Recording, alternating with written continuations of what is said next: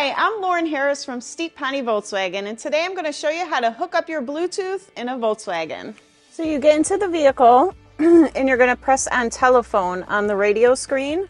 Once you do that, you're going to go to your phone and you're going to tap on settings. Once you hit settings, you're going to tap on Bluetooth. Once the Bluetooth is on, it's going to search for My VW with some numbers after it. It'll pop up on your phone. Once you tap on it, it's going to pull up a code or a password on your radio screen and on your phone. Just make sure that they match. You'll hit pair on your phone, yes on the radio. Once you do that, it's just going to verify that the two match.